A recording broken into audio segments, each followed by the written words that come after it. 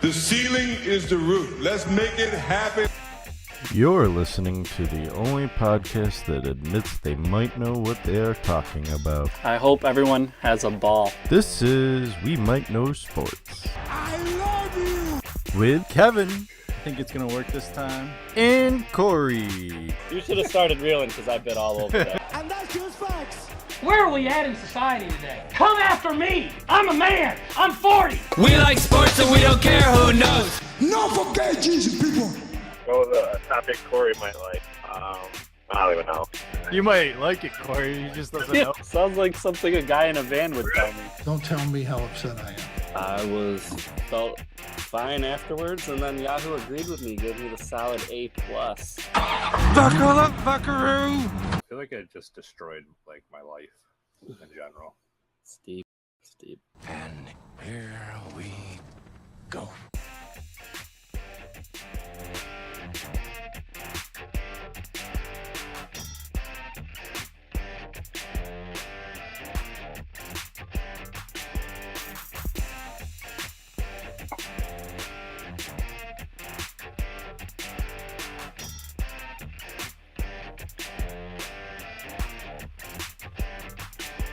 Hello.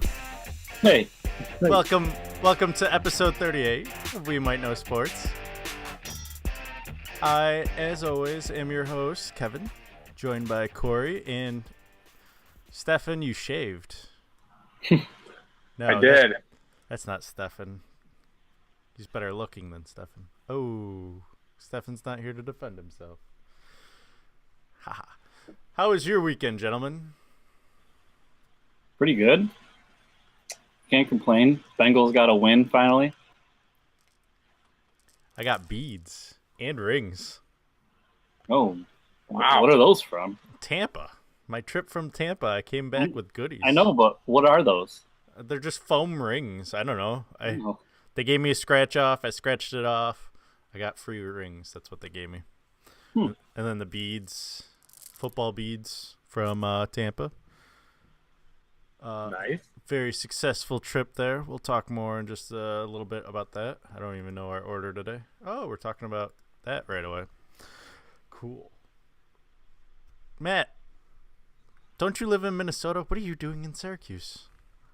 I took a trip back home for the week, so it's been a while. It's been about a year since I've been home, so it was about time I come back for a week. Enjoying sunny Syracuse? Yeah, surprisingly, it's been sunny this week, so it's kind of throwing me off a little bit. Yeah, I got a little red sunburn down in Tampa. Yeah. I must say it was kind of nice, though. It was like 90 degrees off at the time of kickoff, and it started downpouring rain at the beginning of the game. So cooled me off, stayed cool, stayed cloud cover, but apparently sun goes through clouds. Who knew? So let's get into our first topic for today. Corey and I are avid college basketball fans. I don't know about you, Matt. Are you into college basketball? I'm in the middle somewhere. In the middle somewhere? Well, Corey, did you prepare for this topic, or? Yeah, for talking about Rick Pitino in Louisville. Yeah. You want to talk about it so I can finish getting things gathered over here, since I'm still coming back from vacation? Well, Rick Pitino and the head of operations at Louisville were both fired because the FBI was investigating their program and found that there was certain agents that players were, when they were being recruited, were being directed to, and then the agent was able to funnel money from Adidas to those players, so the players were essentially being paid. A whole slew of players too. There's not for certain which player, but a lot of people are pretty much assuming it's the new one that came up in the report that's listed as player A is their new recruit that's a 5-star that they were getting in this year. I can't recall his name right now. And he's been suspended indefinitely. Yeah. Before they were just calling it the university in Kentucky, so there was speculation that John Calipari was in trouble again. But turns out it's Louisville. I guess that's really it. All the people would really need to know is these players were being paid, and Rick Pitino, I guess, is claiming he had nothing to do with it. Now, there's a lot of schools involved because you're also looking at 4 schools with assistant coaches being arrested. 10 coaches across the country were in the report. I know former Syracuse basketball player Tony Bland was involved in this, as he's an assistant coach with USC. I think, what else was there? Coach from Auburn, the assistant from Auburn. USC, I think assistant from Arizona as well. Arizona, that was the other one. It's kind of interesting because some of these schools aren't even Adidas, and that's who is the supposed, allegedly. No one, that was the other thing. No names were really given. It was all just like people connected the dots. Yes. Like big school in Kentucky with 30,000 students. Or no, that was South Carolina. South Carolina is another one that was listed. I can't even remember any of the other ones, but a lot of people are saying this is just the tip of the iceberg too. Yeah, they're saying this could be college basketball's watershed moment. We may see Watergate. Well, they're calling it the watershed moment because everyone's boo-hoo, everyone's crying, but for the FBI to come in, they may actually fix it. Or Jay Bayless says, just go the other way, just pay the damn players, totally alleviate this problem. I know, I'm the same way. So I know you've been. That's why I told Matt. I go, we probably are talking about this because Kevin's all for paying the players, but they're being paid. So what are you guys have no complaint? I don't have a complaint right now. Just secretly. It's true. Just because it's behind the back of everyone doesn't mean anything, right? We all know that some way, some shape or form that this is happening. I mean, you're living under a rock that this wasn't happening. The thing was how they were getting away with it. And this one is kind of interesting because it involves the shoemaker. It's not even the school. So right. I think that's the biggest issue is that, the NCAA is supposedly student first, yet we all know that's not true. You're talking about a multi-billion-dollar organization, nonprofit. So yeah. If anyone ever wants to read a good book, Jay Williams' biography, he kind of talks about all this and knowing that all this is going on because when he was in that infamous motorcycle accident and he wasn't sure what he was going to do with his career, he decided to try to become an agent. He became an agent because he wanted to help players out. And he saw that there was a lot of shadiness, a lot of crookedness in that industry, and AAU teams expecting certain players to go certain places and expecting to sign with certain brands, and the players were paid. He got into a spat with Kevin Love when he was trying to recruit Kevin Love, because Kevin was saying, why would I want Jay? Because Jay Williams listed him as one of the players that was being heavily recruited and getting offered tons and tons of money, illegally, obviously. And Kevin Love and his people weren't too thrilled that story broke, and Jay Williams broke it. And then Kevin Love just said, he's just saying that stuff and upset because I told him I don't want to be signed to a has-been player. What was that movie with Shaquille O'Neal? Blue Chips. That was always my favorite. I love that movie, That was a really good movie. Penny Hardaway as well. Mm-hmm. I love that movie. I haven't watched that in a while. I'm going to look that up. Maybe that'll be our movie for the week. It's just interesting to see this come out, and I think, like the report was saying, that this is just the tip of the iceberg. This is only the first 10. Now that the FBI is really involved, they don't have that whole NCAA, slap on the wrist, you lose 100 wins on your record, people are going to get arrested. So it's a little more different because people can't lie under oath either. It's going to be interesting for Adidas and what happens to their brand. Yeah. And I think Nike kind of got in a little trouble with this as well. They weren't the main headliner, but I know I read an article that they're kind of being questioned quite a bit on it as well. So I don't think they're getting out of this, scot-free as well. So the only reason I would believe Adidas is probably more heavily involved is for the simple reason that Nike brings in greater revenue and probably doesn't need it as much. They can say, why do we need to pay you to join our brand? Because they more have the pitch. You could join Michael Jordan's brand. Star, there's our reference. But so their pitch is join the GOAT and join LeBron and all these other people. I don't really see them needing to pay, where Adidas is really struggling because Under Armour has come on strong as of late as well. And they don't really have too many basketball players. They have Curry, but who else do they? Who, Under Armour? Yeah. They have Durant too. No, Durant's with Nike. Yeah. Excuse me. Durant's with Nike. Yeah, they have Curry. I don't really know who else. They had someone else too, and I can't remember who it is. James Harden's with Adidas now. He's their big one. Yeah, but he's always getting in trouble for wearing Nikes. Well, he used to be with Nike. I'm kind of intrigued to see how this plays out, especially with college basketball starting the end of the month. I mean, yeah, Pitino is pretty much done. He's moved down to Miami State, laying low. I'm going to go make it so you can see our faces. I'll be right back. It's overrated. You can't really. Yeah, I think it's going to be tough for Louisville this year for sure. I mean, switching over to David Padgett, they're going to have a little bit of a transition period. And I mean, they lost their AD. Whoa, yeah. Look at that light. I'm glad Corey can read my mind because I was thinking too.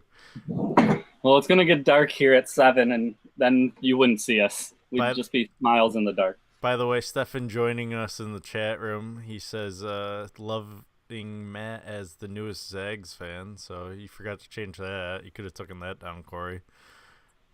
Yeah, I thought about changing that, but I didn't want to get in trouble for touching his Zags thing and jinxing the whole thing. Yeah, I just wasn't sure what kind of fluids were on it, so I didn't want to worry about it. And then he also made fun of you for forgetting to turn on the lights. So that's typical. What I thought you were reading the chat. I was like, whoa.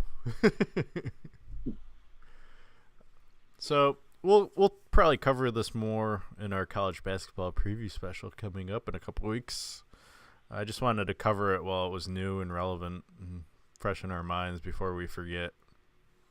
So none of us see anything wrong with this, or is one of us upset with this? I know Kevin's stance, kind of. I guess I don't know yours. I mean, I kind of knew that the players were getting paid some way. Yeah. I'm okay with it, that it's from the brands more so. I don't really think, for the most part, the schools should pay them because they are getting free education, most of them.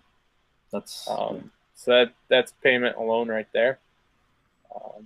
But especially with how expensive college is these days. Yeah, college is not cheap, especially for most of these Division I schools, I would assume. Well, colleges are expensive because of the sports. Why?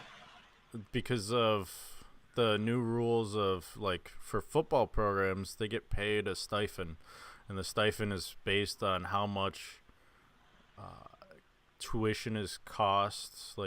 I know Alabama is as expensive as it is, so the players can get the $5,000 a week or $5,000 a year. I don't know the totals and everything, so I'm talking on my ass there. But I know the reason why the tuition is as high as it is it's based on how much money the players receive. Well, for at least Alabama's a state school. I don't know why. So is Virginia Tech. I don't know why Syracuse is, other than just because it's Syracuse. So. Oh, why it's a private? Yeah. Yeah. And Cornell, I believe, are both private. Yeah, Cornell. All the Ivy Leagues, I believe, are private. Mm-hmm. Yep. You could go on for days with the private school listings. So Let's not.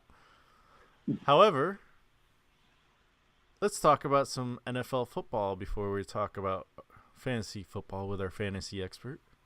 Sound like a plan, guys? I'm ready. All right. So, I got back from Tampa last night at about 8 p.m. I landed an hour early, actually. It was quite nice, and then spent 45 minutes waiting for the shuttle to show up. But the New York Giants played the Buccaneers. I got to go down, visit Raymond James Stadium for the first time. It's quite the stadium. A lot of goodness. I liked it. Overall experience is 2 thumbs up, I believe, is my ratings on stadiums. So, or thumbs, I think. 2 thumbs up from me. It was a fun experience. Doesn't look like there's a bad seat in the house. A little hot, but that's to be expected with Florida. There's no coverage from rain. I got downpoured at the very beginning. And which turned out to be enjoyable at the end because it was so hot, right? It was so hot, so it kept me cool. Didn't even notice I was sweating. That was great. They installed new video boards this past offseason or the offseason before. Those things are ginormous in lovely HD. And then they also have 4 screens on the side of that. And before the game, they were showing the other games going on in the NFL. So that was pretty cool. I was keeping up on some of the games. I know I was texting Corey about his Bengals, which we'll talk about in a little bit. And I was wondering how you even knew what they were doing. I was like, holy cow, they're up 31-0. What's going on? And then I think I was watching the Jaguars-Jets game too because you know me and my Jets apparently. Going 7-9, baby. Still alive. Second place. So as for the game itself, the stadium was about 60% Buccaneers fans, probably 40% Giants fans. So that made for an interesting crowd. That's an interesting turnout. A lot of Giants fans, huh? All those fans that moved south from New York or, well, it was the other. We had someone a couple of rows in front of us flew down from New York. I mean, it's not too bad. In Jersey, probably. Yeah. There's a lot of fans. Oh, yeah. He was definitely he was getting mad at the fans that were supposedly Giants fans for not standing up on 3rd down and cheering, and so it was quite funny in the first quarter too. I mean, they were already down, I think 13-0 at that point. He was like, "Come on, why do you go to the game if you're not gonna stand?" And I don't have the accent, but full New York City accent. So, do you enjoy the live game experience, or would you still rather watch it on your TV at home? I'm kind of torn because I do enjoy like being there, part of the crowd sometimes, but sometimes I catch myself like just watching the video board instead of the actual game. So probably more watching the game at home. It was a fun experience. It's always fun to go to games. I never have an issue with it, but sometimes you're just like, well, what happened on the play? And then you got to look at the video board, and then sometimes you just don't look away. I had pretty high up seats because apparently everyone wanted to go see the Giants play the Buccaneers. So that was pretty much the cheapest we could afford. I'm sure if we had gone to another game, it probably wouldn't have been as good of a game to go to, but we would have gotten closer seats. I know the Patriots game is sold out, and I know a lot of Patriots fans going to that game, so that'll be interesting as well. That's a quick turnaround because that game is Thursday. Yeah. So I believe we have our predictions coming up later in the segment, but I do know it's probably going to be probably 50-50 the way it sounded like when I left. As for the game itself, it didn't disappoint. I mean, Tampa Bay jumped out to a 13-0 lead. Their kicker, Folk, sucks. Missed the field goal, missed the extra point. If he's on your fantasy team, drop him because I feel like Tampa Bay might be cutting him after this week if he struggles again. I forgot exactly what went down after. Mike Vander got up to. He needs a Vanderjack. He needs a job. Jesus. You probably still kick him perfect.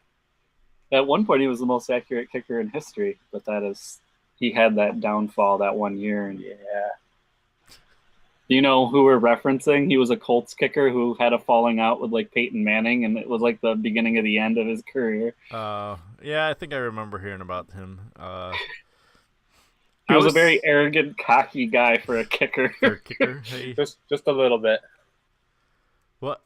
Whatever happened to Grammatica? I mean, bring back the Grammatica brothers. Was there two of them? Yeah, they were. One was in Arizona, and then there was Martin Grammatica, I believe, played for Tampa Bay. Yep. So, was it his brother that was the one that hurt himself jumping, or was it Martin? I can't remember. It wasn't Martin. It was the other one. Yeah. Celebrated a field goal by jumping up and landed awkwardly and blew out his knee for the rest of the year. So something's got to be done for the poor Tampa kicking squad. Can we just go with my rule? I told you guys before the season started, no kickers. No kickers. Get rid of kickers. They shouldn't even have a job. Make the game way more interesting. Yeah, just go for 2 every time.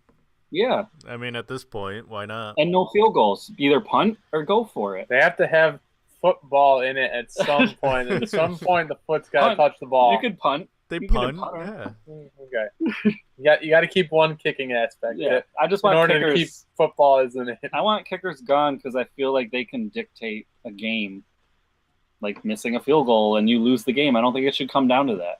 Yeah, especially you play 60 other minutes and it's coming down to the last 4 seconds, which it did in the Tampa Bay game to win it. I barely watched it. I had a hard time. The only reason why I watched it was because I filmed it. And even then, everyone was like, "There's a flag. Is it good, or are we gonna have to re-kick this?" It wasn't like, "Yeah, we can make this second time." So I think that's also one of the reasons why Joe isn't joining us today, is because he's still a little sore about the game because he's a Giants fan. So it's tough to be a few different fans. The Browns, the Chargers, the Giants, and the Niners right now are yikes. Speaking of the Chargers, let's move on to that game. They played Steffan's Eagles, and the Eagles hung on to win 26-24. It was an interesting quote on ESPN, I believe, Monday morning on Mike and Mike. Greenberg, I believe, is the bigger guy, right? Golick is the bigger one. Golick was saying they got to do something about Phillip because he always is in these close games and they always lose. I think their last couple games they've lost by like a total of 5 points. It's ridiculous. I mean, so is it Rivers' fault or is it the defense's fault? Well, they usually have the ball on that last drive and they turn the ball over. So, I mean, how much of it you can... Rivers is getting old. I don't have any problem starting the transition. Yeah, I mean, who else do they have, though? That's the other question. They don't have anyone. Nobody. They can't do it this year. They need to draft the big, deep quarterback class, draft someone. Which is when? Because it's not this year. I mean, is it this year? Do it this year. And this draft class is supposed to be stacked with quarterbacks, so do it now. We'll see. You've gone through 2 different coaches, yet you still have the same result game after game. Close finish, losing by 2-3 points. They have bigger issues because they can't even get people to come watch their games. So yeah, that's the biggest issue. Every home game is essentially an away game. So it's empty stands. They're not doing so hot there. That's the other thing that was brought up, was that Phillip Rivers almost had to go to a silent count because he had trouble communicating with his line in his home stand. I mean, someone said it's going to be very hard for them to play 16 road games because that's basically all they are doing. Yeah, it was an Eagles lineman who came out and said that. He said that the crowd was probably about 70-30 in favor of the Eagles. I know a lot of other Eagles or Chargers players are trying to be as delicate as possible with the few fans that they do have. But at some point, I know the NFL says they're not even open to the topic, but I don't see them making it that long in LA at this rate. I mean, they've got to revisit it because clearly it's not going to work. I mean, they've showed pictures of, side-by-side photos of the Rams attendance and the Chargers attendance, and then University of Southern Cal's attendance, and it's, they have full sellouts, and then you see the Rams quite a bit less, and then the Chargers a lot less. But it doesn't seem to be affecting the Rams when we get to them. I mean, they've had a stellar season up to this point. Yeah, but they've also had 1 year already. They've been there. Last year, I know that they did have kind of weaker attendances at times. Well, the only reason I bring that up is because my counter argument would be is if you put a winning product out on the field, things could change. Mm-hmm. If you're putting a crap product out, you aren't going to get the consumers you want. I think that's what Anthony Lynn, the Chargers coach, kind of said. He's like, once we start playing a little better and winning games, he's like, people will start to come out a little more, but they need to prove what they can do. I was also thinking about the Chargers today while I was weed eating for some reason, because I was thinking about their attendance, and I was thinking what they really lack that even the Rams actually have at this point in Gurley is there's no star power. Like Phillip Rivers, we all know as pretty big football fans, is a very good player, but it's not like he's all over the commercials. He's not like a commercial superstar. But how many NFL players are? There's not a lot, but being in the big market in LA, it would really bode well for them to get one. Like if Odell Beckham, his contract's up, he wants to get paid big time. Like if he for some reason shoots off to the Chargers, that's a player that could totally jolt that whole franchise. They need something like that. I won't be surprised to see an LA team throw a lot of money at him, and I wouldn't be shocked because I know he's the type of guy that would only play in a big market, but I wouldn't be shocked to see him take it. If they offer him, he said he wants to get paid more than Antonio Brown, whatever. We'll get to that whenever that happens, but if someone has money for him in a big market, I could see him leaving. Who is the last big name San Diego Charger? I'm thinking Junior Seau. Tomlinson. It's got to be LT and defensive end. Sean Merriman was quite Merriman, yeah. But was he big when he was with the Chargers? Merriman? Yeah. Yeah, but not like LT or Gates. You got Gates. But I would say Junior LT Seau. was like a superstar. Yeah. Like he was the crossover that we're talking about. There was ESPN commercials where he had like the shaded mask. They make fun of him because he was trying to read the mail. Yeah. But he was a crossover star. They lack that, and now being in a big market, that's really hurting them. Whereas the Rams have Gurley and some young guys that the fans can get behind, the Chargers have a bunch of old guys and Melvin Gordon.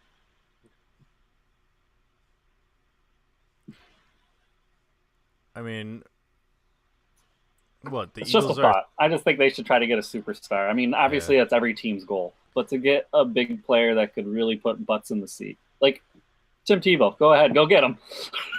Hey, the Mets did it, and it worked out for their double-A teams and single-A teams. So, do we want to even mention Steffan's? I see a Manziel spotted coming up.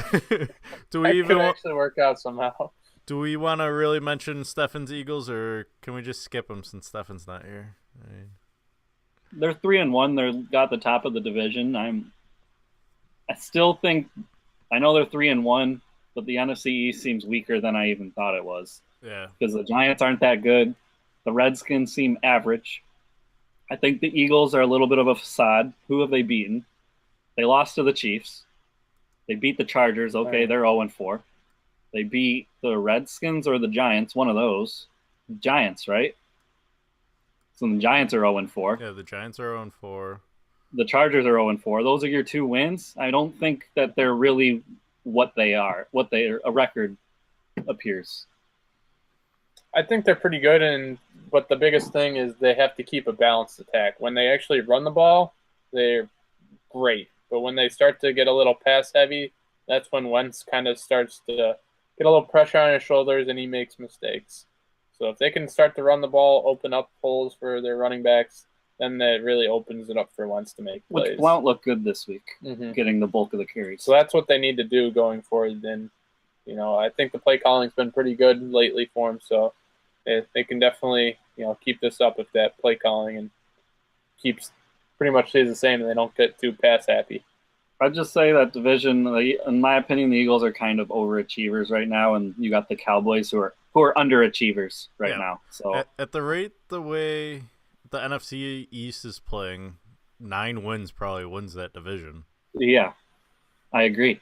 So Yeah. The Cowboys are in kind of, I know they're 2-2, but they're in a must-win situation this week. Mhm. They got a banged-up Green Bay coming into town. They really got to prove they can win, especially at home where Dak has struggled. He can't just win road games. He's got to win at home. Yeah, definitely. I mean, I know Ezekiel's got to perform. We'll talk actually about the Cowboys after in a little bit. Let's talk about your Bengals though. Finally finishing the job. The battle of the Ohio teams. At least one team will finish with a win, and that will be the Cincinnati I will Bengals. say the Bengals offense, after firing their coordinator, whether it just put a scare in everyone, they have started to play harder and play better. Particularly Andy Dalton looks a lot better. And the play calling. I've always told Matt, as an avid Bengals fan, get the ball in A.J. Green or Giovanni Bernard's hands. Those are your only two superstars. And they have been doing that. And Gio gets a 61-yard reception for a touchdown. A.J. Green gets a touchdown. When you get your playmakers the ball, you're probably going to be competitive, or maybe even, this is a thought, win a game. What? Good things will happen. You guys score points when you actually get it to your playmakers? How is that possible? I don't understand. How's that set up your division? The Steelers have the lead. I think they're 3-1. Their only loss being to the Bears. Yep.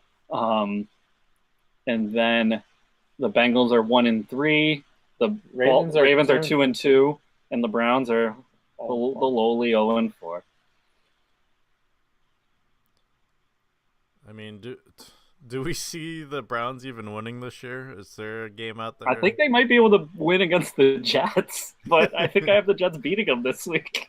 But it's in Cleveland. It's a doable game for them. I think that's why why a shootout, guys. I think that's why I picked that game, or Steffan picked that game. I can't remember which one of us picked the games. Well, but he's a little invested in that game too. He's going to have to start, Deshaun Kaiser in his fantasy league this week, so he's really hoping for a shootout, a good game there. I mean, I didn't get to watch too much NFL action this weekend, obviously, because I was at the Tampa game. But is there hope for another win for Cincinnati other than the Browns? Is there another team if they play like they did against the Browns? I think the Bills this week is winnable. It's in Cincinnati. The Bills' defense is playing very, very well. Yes. I know they beat Denver. They beat Atlanta. Those are huge wins. But again, back to the overachieving. I think the Bills are kind of overachieving a little bit. If they can go, I know they just went into Atlanta and won. That's a huge win. That is so obviously going into Cincinnati isn't going to scare them. But I also said Dalton's playing better. They've changed up the offense a little bit. There's only 2 weeks of film on the new offense. The defense hasn't seen it before. It's not like they can look at old tapes. So it could be interesting. And you always have the possibility of a letdown game for the Bills. You do. They were all, hyped up for the Atlanta game, and then they just kind of go into a lull against Cincy. Another game I think Cincy can win is, even though they did get shut out by Baltimore in the beginning of the season, I think they have a legitimate chance against Baltimore. Baltimore dealt with a lot of injuries, and I think they really have overachieved to a 2-2 record. And honestly, when Pittsburgh comes into town, we all know Ben Roethlisberger's road woes are well documented. He's awful on the road. That is a winnable game for Cincinnati because Pittsburgh, even at home, isn't looking that great. There's something wrong. So it's doable. I'm not saying they're going to beat them, but that is a possible win at home. I don't think they'll go into Pittsburgh and win. In those divisional games, you got to flip a coin on those for the most part. Besides Cleveland, yeah. I was gonna say. Well, you can still flip the coin, but it's two heads on it. It's a head on either side, so you know what's gonna happen. All right, let's move on to Thursday night's action. Bears Packers. This game wasn't even close. Glennon might not be quarterback for the Bears much longer. I was going to say, have you seen the breaking news? Trubisky's announced the starter. Is he officially announced? So yeah. we have that. It's unfortunate. It's just he made it. I thought he'd make it to week 7, so Yeah. I underestimated or overestimated Glennon. You can never trust John Fox. That's one thing I've learned over watching football these many years. Is he's very unpredictable, and he likes to make rash decisions that he really has no evidence to make. Did he start with the Panthers? yeah. Yeah. I feel like the Bears are just destined to just not win a game this year because I mean, I hope Besides the Pittsburgh game, yeah. I mean, Trubisky. I feel like you're throwing him in a tough situation because again, another team that really Monday night besides against the Vikings. Yeah, besides it's Jordan tough. Howard though, your team has no weapons. Isn't it Tariq in Cohen Minnesota, shows a too? little spark here and there, but there's not much on that team. Yeah, it's pretty bare bones right now. Your number 1 and number 2 receivers are out for the year. I mean, you can't really fault Glennon. I mean, yeah. No, I know. And that Yeah. offensive line wasn't doing him any favors. So I don't think most of it was his fault. And it's tough for the Bears fans, especially. You see the Bears go out and sign this guy to a big deal. Yeah. And then, after week 4, he gets benched for the guy who gave up a lot to, I mean, granted, you gave a lot up to, move up 1 pick and draft him 2nd overall. So, I mean, they have a lot. I think they have the most money invested into quarterbacks of all the teams in the NFL this year. So, One thing I will say is you mentioned that line, though. Tony Romo has said that line actually is very good and improved. It's super athletic. and I think they might just be not as good in pass block. The run block, they're very good. And I've seen a lot of statistics last year when Jordan Howard had his breakout year that they were one of the best run blocking lines. So I don't think they're bad in that aspect. It just might be the passing when they get down so much and they get predictable that, they're already on their tough heels. too. I mean, you can only block for so long. They don't have receivers that are getting open quickly. Mm-hmm. Sorry, I'm checking my facts here before I blurt it out. But didn't Jake McCown or Josh McCown play for The Bears? Yes. Yeah, Yeah, he did. He was Cutler's backup, yeah. So along with everyone else's backup in the league. yeah, 2011 to 2013. All right, that was before. He was actually successful there. That was Yeah, right. That's good. why Tampa Bay signed him to a huge deal. Yes. All right. Fucking Bears. Who got hurt in this game? I feel like a lot of injuries happened. Oh, in this Ty game. Montgomery broke his ribs. Yep.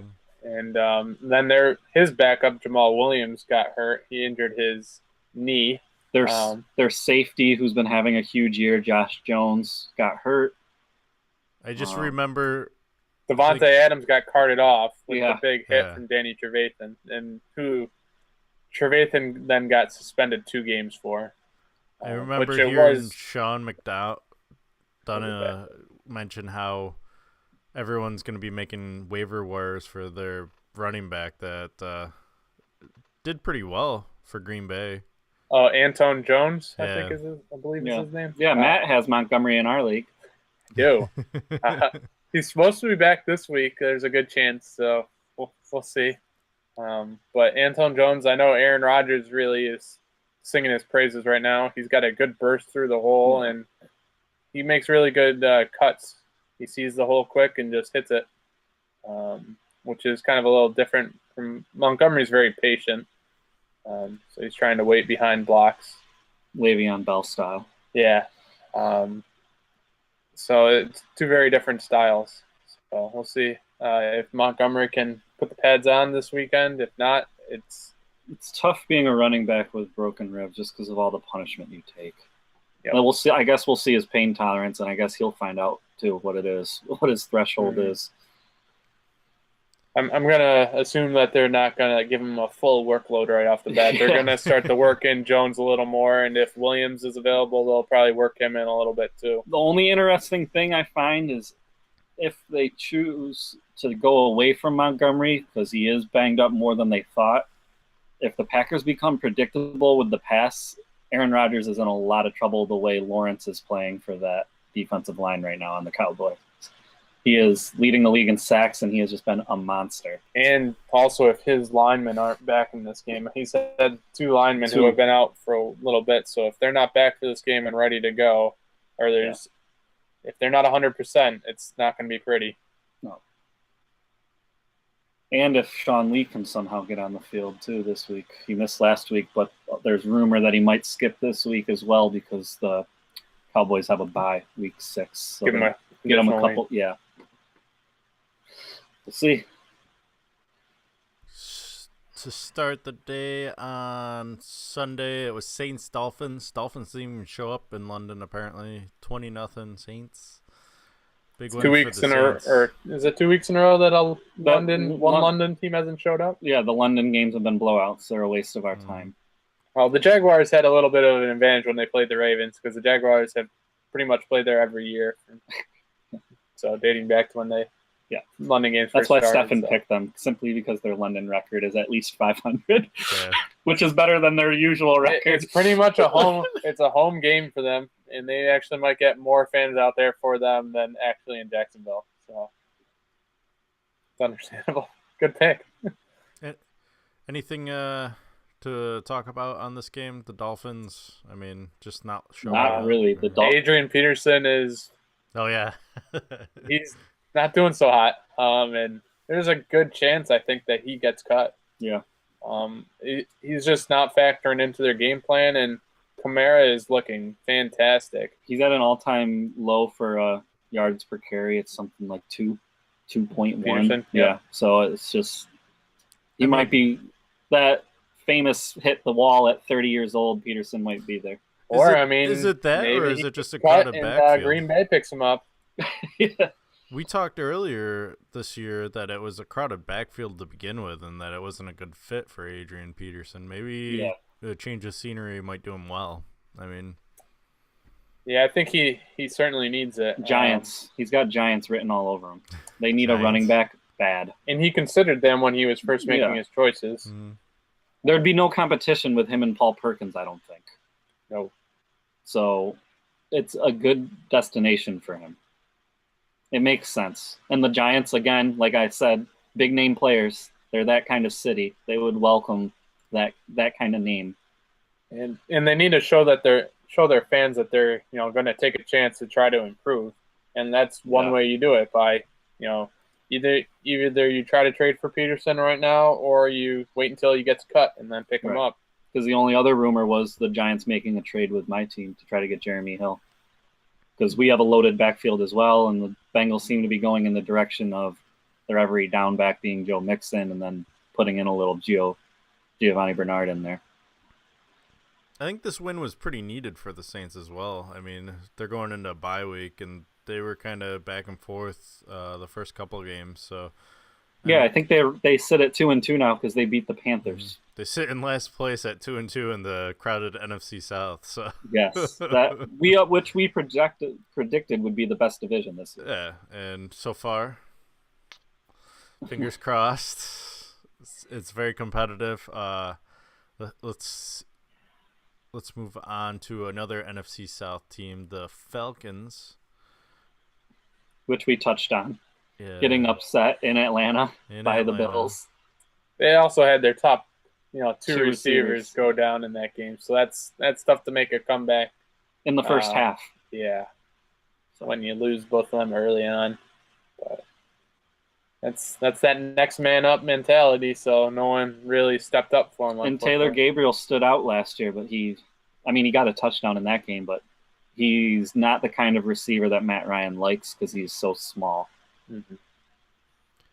According to our chat room, huge culture change with the coaching staff for the Bills. That's why they're doing so well. Let's go with that, yeah.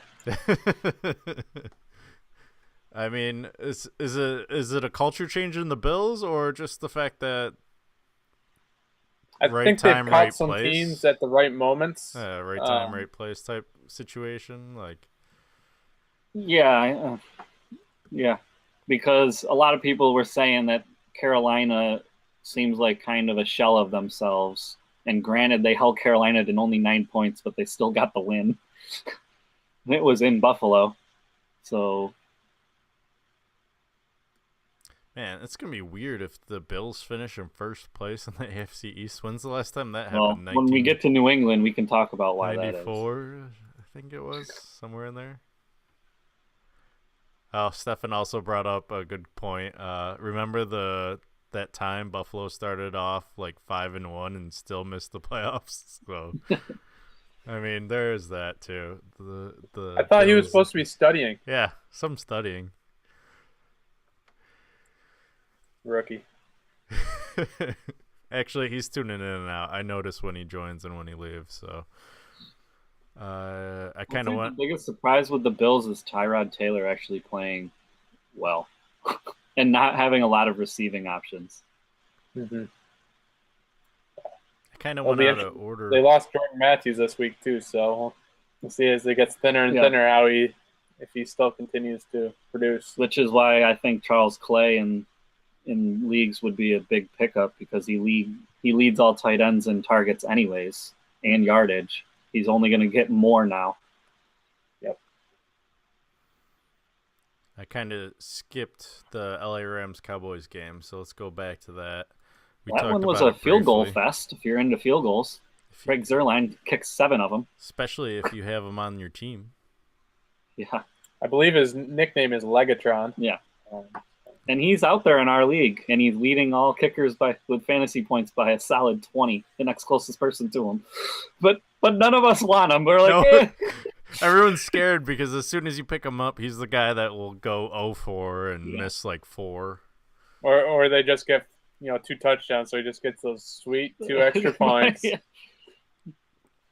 Granted, his points are kind of not what they really are because he just got a 27.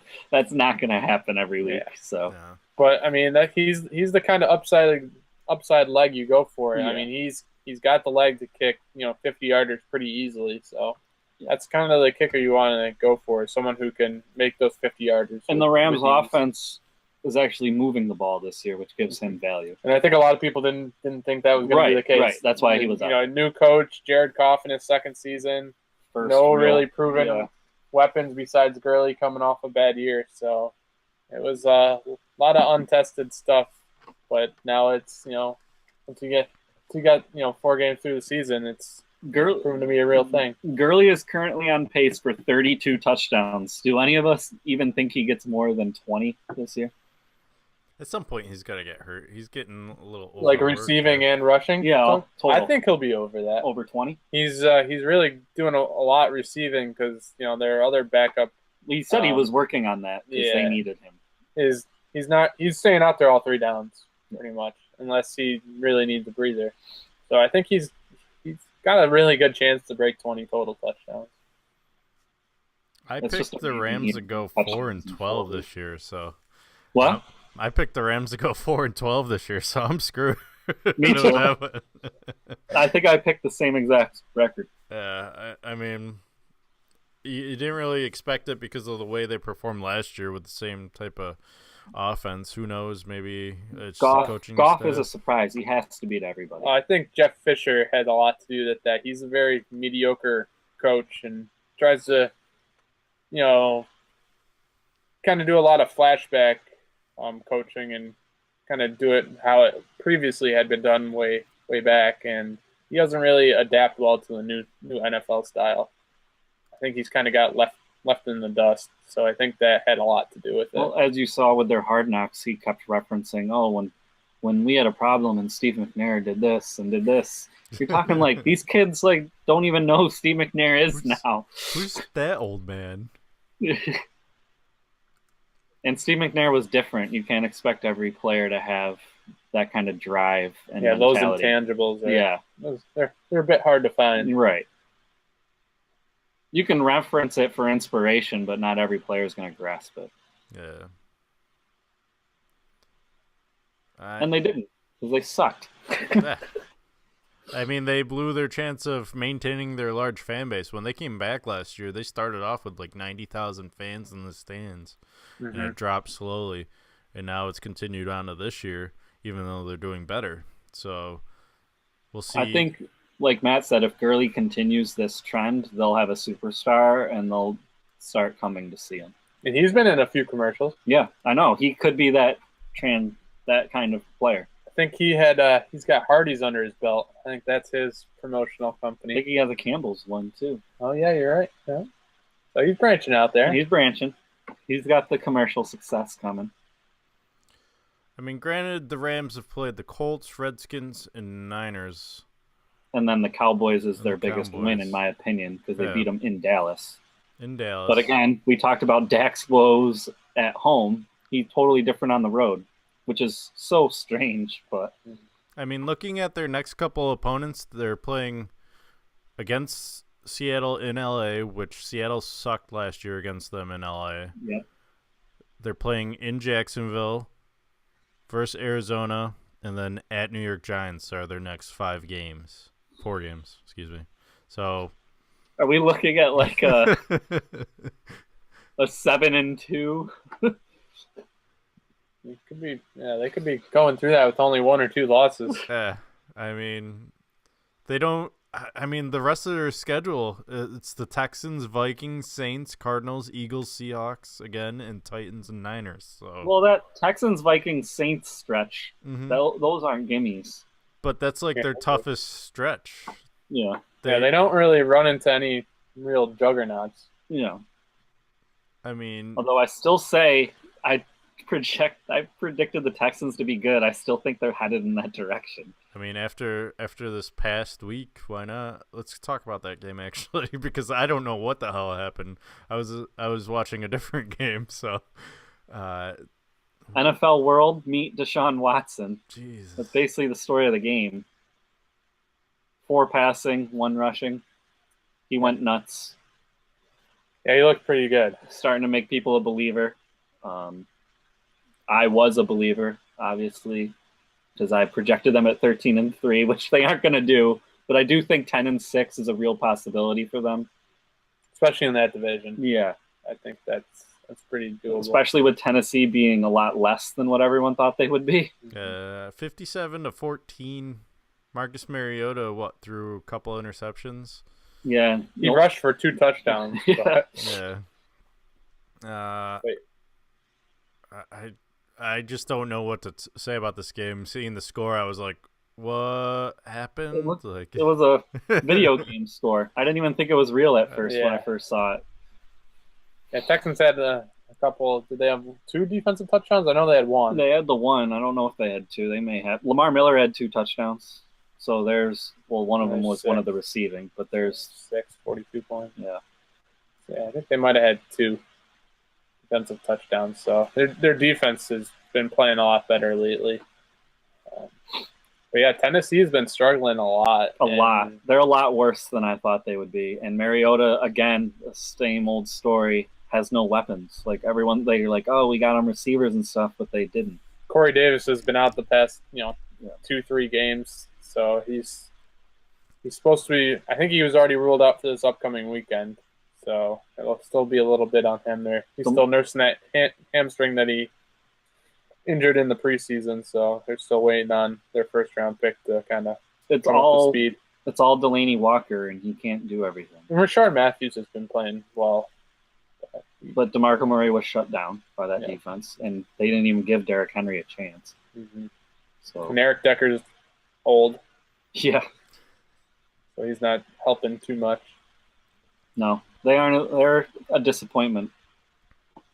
Unfortunately, because I kind of wanted to see Mariota flourish. Me too. I'm a Mariota fan, definitely. I mean, first Heisman winner out of Oregon. It would have been nice. I remember when him and Winston were drafted, and then when they had to play each other. That was the first time ever that 2 Heisman's first games were against one another. And Mariota showed up and Winston didn't. Yeah, that was a great memory for me. But as it's going on, I think Winston, at least this year, may have the last laugh. He has weapons, and he has a defense, and obviously the Titans. That's a good thing. 2 good things to have. Yeah. I About as mean, good as you can get. Oh, besides an offensive line. Yeah. That helps too. Ask Eli how that works out when you Uh, have weapons and a good defense. it would be nice if they had the offensive line on Tampa, but they don't. So Getting there, work in progress. work in progress. Same with your running game, work in progress. But Right? Doug Martin's back Doug this week, Martin's so that back may this be week, alleviated. so, yeah. Rodgers didn't do too bad this past week, so I wasn't complaining too much.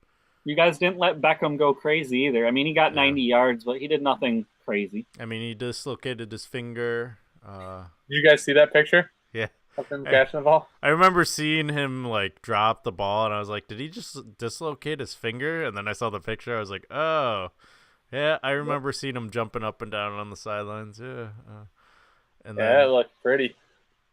yeah, and he had a couple ankle injuries. He's still suffering with that nagging one, I should say, and he ran out or was pushed out of bounds and came back in, and they didn't get the 2-point conversion, which cost them the game, it turns out. He said he's banged up, but he fully expects to play this week. So supposedly, like he said, it's the NFL life. You aren't really ever going to play besides week 1 at 100%. I don't know. I'm off the Odell Beckham bandwagon train. I liked him. You were on it? Yeah, I was on it. I don't know. He's just a crybaby to me now. It's just like everything's an issue. Ever since last year, actually, I think I've been off because of his like fit with the net that ended up. Well, is that when he got in a fight with Josh Norman, or was that 2 years ago? 2 years ago. 2 years. Because Norman was on the Panthers, so 2 years ago. I mean, he's just a diva, and I think he's a little overrated because who else does Eli have to throw to that can catch the ball? Brandon Marshall. I mean, this year, yeah, people would argue he has people with But their rookie before, not really. Ingram and Marshall. But we Yeah, saw before how he did with those guys without Odell Beckham, so I mean, I don't know. I like I said, I wouldn't mind seeing Odell on a different team, and then he could prove his value. yeah. I think it's time to separate from Eli. The Giants, for whatever reason, are extremely loyal to him, so it's time to break away. Get away. Run away. Steelers-Ravens game, 26-9 was the final there. Anything? We talked about that. The Ravens are just so beat up. And the Steelers, I mean, they did what they had to do. They just played ball control all game. They ran Le'Veon Bell a lot, and he pretty much just broke that defense's will. Yeah, that impenetrable defense, but it's hard to stay solid when you're on the field the whole game. Yeah. You're going to wear down. Baltimore's offense is not very good at all. No, it's pitiful, actually. To have the second highest paid quarterback on your team and have a bad offense. I was going to say, not the greatest thing. Isn't that like one of the highest paid quarterbacks in the league, too, on that team? Yeah. Yeah. Well, don't get Matt started on that because he thinks all the highest paid quarterbacks are garbage. Lions, Vikings, 14-7. Matt Stafford, the highest paid quarterback? Yeah, but Matt is proving it this year. Yeah, he's better this year than he's been in years past. So that's the Lions are sitting at 3-1, right? Mm-hmm. So I don't even know who they lost to, but it was a good team. The Packers? No, I don't know who they lost to. Yeah, it was at the last second play, wasn't it? Or Atlanta? Was it Atlanta? It was Atlanta. Atlanta beat the Lions. Yes. That was just the other. And that was a shootout. That was a good game. Yeah, it was the last play of the game. Yeah. It's because Stafford didn't throw the ball in the end zone. If he throws the ball in the end zone, they, would have been a touchdown. Wasn't that the one with can't throw it short of the goal line and hope to get that call. Yeah. Got to throw the ball into the end zone. I mean, I guess we're going to find out the line's worth. They were playing the Panthers, Saints, Steelers, Packers next 4, so that's a tough 4. This next game I'm really interested because we haven't gotten to the Panthers yet, but they seem to be on the rise. Or is it a mirage because they played the worst defense in the whole league? I mean, Vikings losing at home, that's a pretty good win for the Lions. Can't complain too much. Yes. That was a good win with the way the Vikings have played. Yeah, Case Keenum couldn't really get started. I mean, it also derailed him a little bit with the Cook injury, but yeah. Latavius Murray couldn't really, keep doing what Cook was doing. If you're into cornerback play, that's a great game because you had Xavier Rhodes and Darius Slayer, two of the top corners in the whole league. That made the game interesting. Steffan Diggs was able to get 90 yards, but again, not that effective. And on the opposite side, Golden Tate did nothing. Marvin Jones had only 2 catches, but for 42 yards because he broke one. But really, they were held. Mm-hmm. It was a boring game. Grind out game. They ran Amir Abdullah finally, and he showed his worth. Corey mentioned the Panthers. They won 33-30 in New England. I was actually watching this. This was one of the few games I could see on the 4 screens at the game. This one was one I was keeping an eye on because obviously Panthers have my interest being in the NFC South. And Corey, didn't you predict Carolina to be doing well this year? And I think Steph and I were kind of like, eh. Yeah, I did. I mean, I picked them to go 8-8. I just thought that the record favor. Well, the whole NFC South, honestly. Yeah. Their schedules favor them. All of them have pretty easy schedules, and I just thought Carolina was due for a little bit of a bounce back because last year was really bad, and I thought Cam was kind of missing that player where if he was in trouble, he could avoid a hit or avoid punishment by just dinking it to somebody and they could go make a play. And the Panthers obviously agreed, and they went out and got Christian McCaffrey in the draft. And he's proven to be that player for him, which is he's that safety valve for him. Yeah, he's that that little check player. Like on the other side, you had for Tom Brady as James White. James White had 10 catches, 10 receptions that game. That's his little check play. Now Cam has that. That's big for him. Especially with Greg Olsen out. That's kind of was always his safety net. And Greg Olsen being out, he's down to Funchess and Kelvin Benjamin, who both had big days. But again, everyone's going to have a big day against New England. They're in for a rough ride if they can't fix that defense. I don't know if it's like this in the rest of the NFL, but the NFC South, I think, is definitely going to be determined in its last 2 weeks. Carolina ends with Tampa and plays at Atlanta as their last game. Yeah, everyone should be playing their divisional teams and at the end of the Tampa schedule. is playing, obviously, Carolina and then the Saints on the end. So they set that up to make it for intriguing end of the year. Hopefully. Pretty much so you can't sit bench players. Carolina's next couple of games, obviously, we already said lines. They play the Eagles. They're at This Chicago. Is their tough spot, honestly. This is the tough part of theirs. They only have one other stretch where they're playing more than one road game in a row, and that's November 26th at the Jets and at the Saints December 3rd. Other than that, it's home, away, home. November 26th, is that the Thanksgiving Day? No, it's Sunday. Okay. They have a bye week the week before. So, I mean, they're going into a pretty good schedule. Yeah, I guess we'll find out who Carolina really is coming up. Patriots, I mean, more struggles from them. Bad. If they make the playoffs, is Brady going to have some Brady magic, or is it over the hill at 40 for him? I think he'll have Brady magic if they make it in, because I still think Brady still has that like Mike Tyson factor where defenses line up on the other side and are scared of him. They don't know what – they get nervous. I really feel like they do. Defenses always seem to choke against him. Or the coaches do that are opposed to Bill Belichick. Like, they make horrible play calls like Atlanta did. Like, for whatever reason, Brady-Belichick duo scare people, and they fumble and mess it up. And that Brady and Belichick just take full advantage and ride it on to the Super Bowl.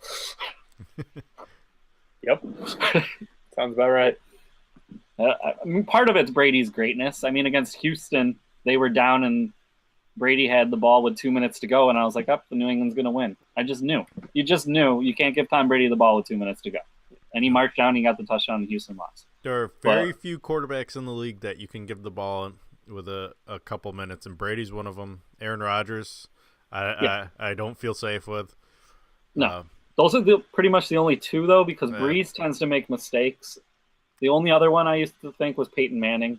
I would even throw in maybe Eli, because he's had a couple, like, even against the Bucs, the last couple minutes he had the ball, but they gave him too much time.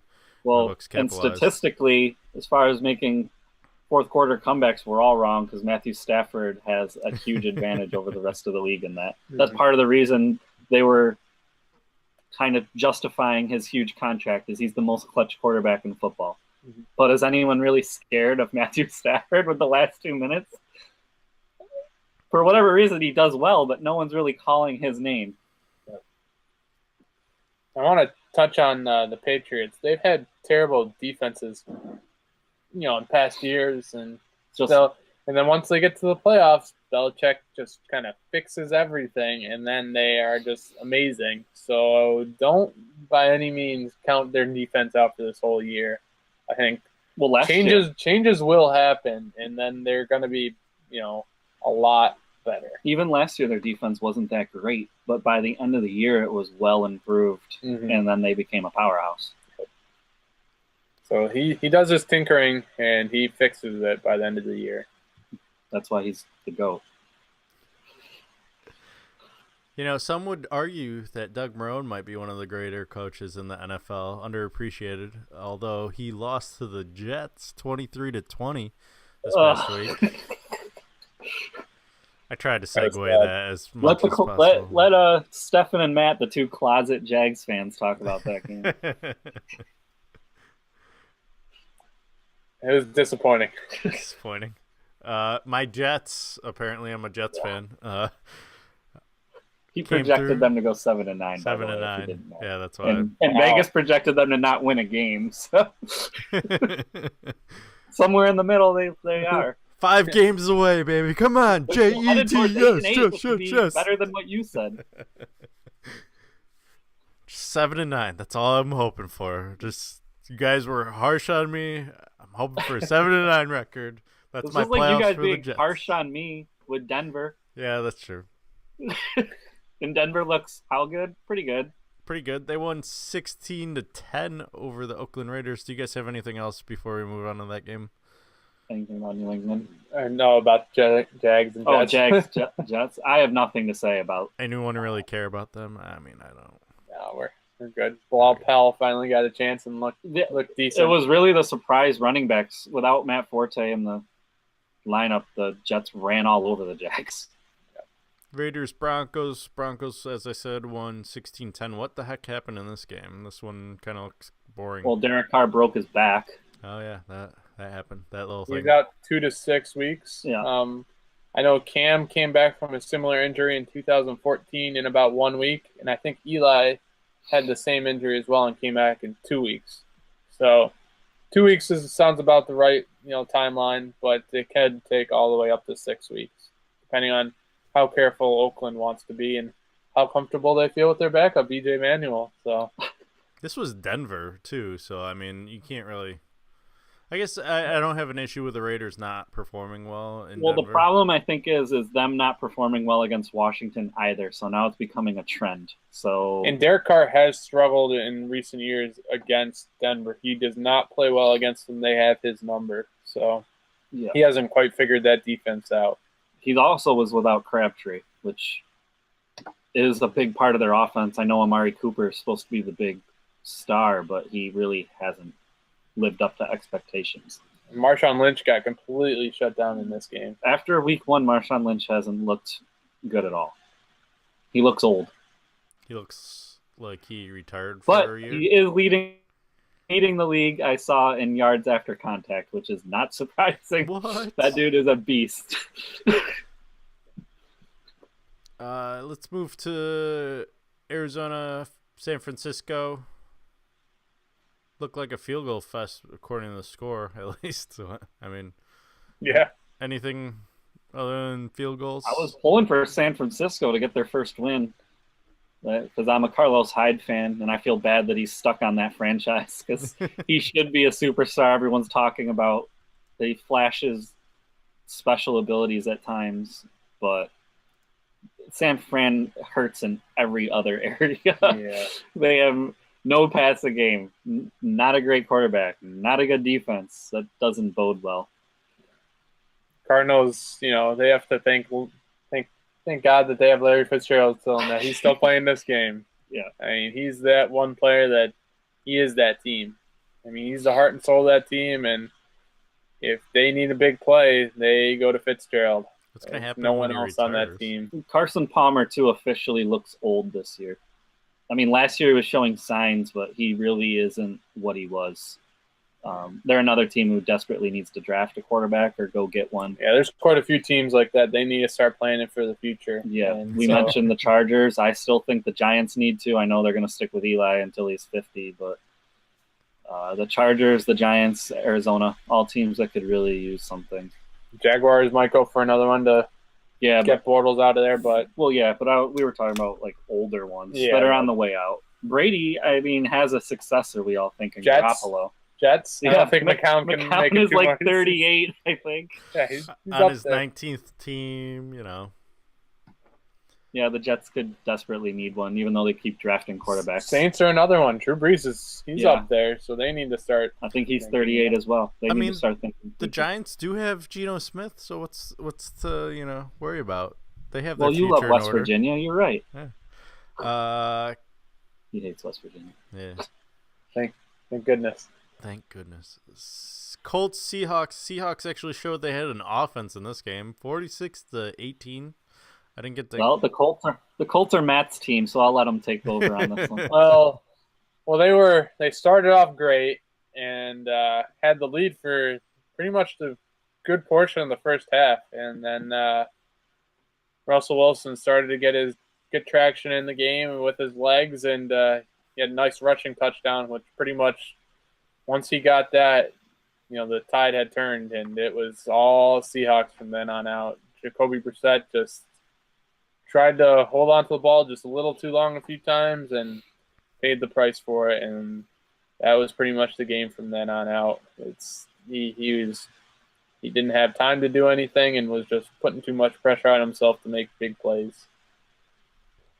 So it was a disappointing game for me, but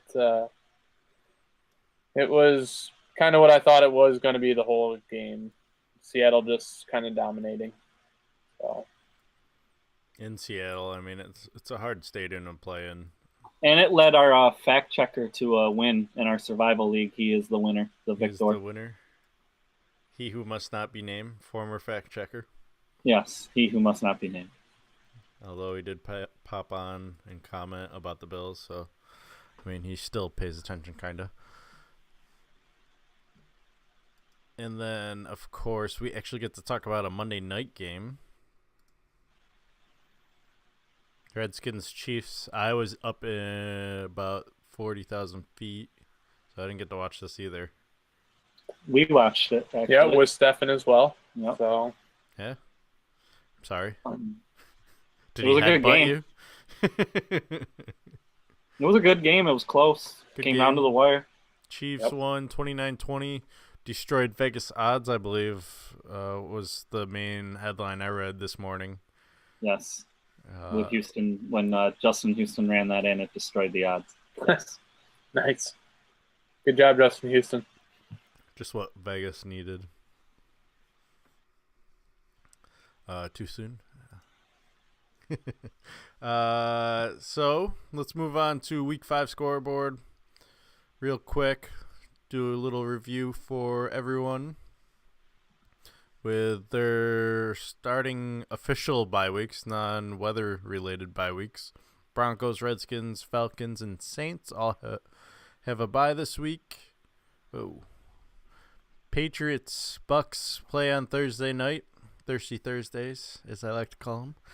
And then Cardinals, Eagles, Bills, Bengals are our three matchups. Jets, Browns, Panthers, Lions, 49ers, Colts, Titans, Dolphins, Chargers, Giants, Jags, Colts, Steelers. Isn't the Jets-Browns game in England again? Or are they taking a break from that right now? Oh, I'm not sure. I know there's two more. It's going to be a home game for Cleveland if it's over in England. That sucks for them. I feel bad for the Brits. At that point. Yikes. Another win for the Jets. We'll get to that in just a second. Here, go come watch our worst product we could possibly put on the Jags, field. Steelers, Seahawks, Rams, Ravens, Raiders, Packers, Cowboys, Chiefs, Texans, and Vikings versus Bears on Monday night. That game I'm looking forward to. We'll talk more about that next week, though, seeing how it'll be a Monday show next week. Packers, Cowboys, a lot on the line for both teams. Yeah. Rematch from the playoffs last year. I mean, I think that's the game of the week, and from what I'm looking at here, we made our picks earlier. How did we do, actually? I went 4-1 somehow, Corey. I don't even know how. Steffan updated this for me, so I mean, Steffan actually did more work for this podcast, and he's not even on it, and he's making more points than he does on when he's here, so it's kind of weird. Well, maybe we just need him behind the scenes doing all our paperwork. Having him be our stat guy or something. I had Eagles winning, Bucks winning, obviously. I picked the Browns. Apparently that didn't come through for me. Sorry. I thought you were a closet Jets fan. Well, it was against the Bengals. That's right. Last week. And I picked the Broncos and Rams. And I remember someone going, "You're going to pick the Cowboys this week, but you're not going to pick them next week." How'd that work out for you, Corey? I'm not a Rams believer. They're totally shocking me that they're doing this. You also picked the Chargers, and that didn't work out for you. Steffan went 3-2, so I gained a game. You went 2-3. I went 4-1.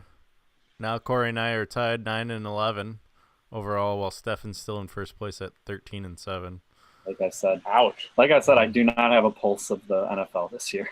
The games, I'm just awful at guessing this year. So week 5 picks, obviously we do our 3 teams, and then we have 2 extra, Matt, just to let you know. So the Pats versus Bucks. I'm the only one going Bucks, apparently. You guys are still high on New England. We all went with the Eagles. I kind of was back and forth on this. I was trying to think, but since it's in Philadelphia, I picked the Eagles.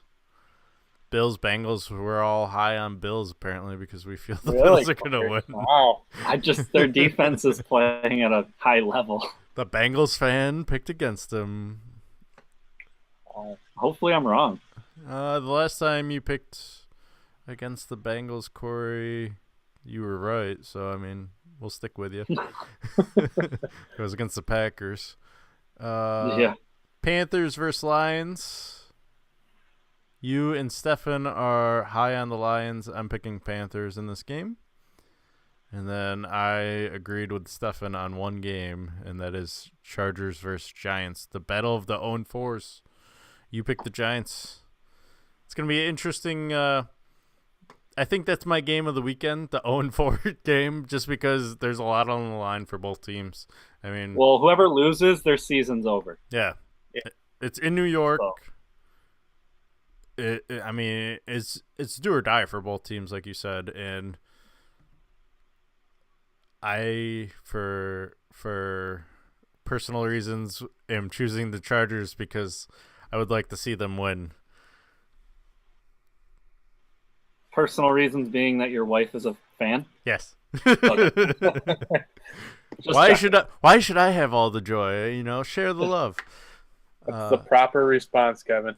Proper response. I mean, and honestly, the way both teams are playing, they've both lost really close games, so it's going to be a close game. Apparently, the way they've been playing, and hopefully, Chargers win. The 2 quarterbacks that were traded for each other, right? Yeah. Yeah. So that's Eli was being a baby and couldn't play for San Diego. Well, how'd that work out for him? Yeah. Although I think if he had they want me to play in San Diego. Do any of us think, though, that if Phillip Rivers was on those Giants teams, that they wouldn't win the Super Bowl with him? I mean, is Eli really that much better than Phillip Rivers? Would Eli with LT have won a few? No. Maybe. Him and Gates would have been pretty good too. Probably would have been about the same. Yeah. We'd probably be looking at this. Rivers would have 2 Super Bowls. Eli would be like, I should have listened to you, Dad. I shouldn't have gone. I think that's it for NFL. Matt, I wanted to ask you a couple of fantasy questions. We ran long on our NFL talk here. Yeah. Who should we look for if we're looking for like backup running backs at this point?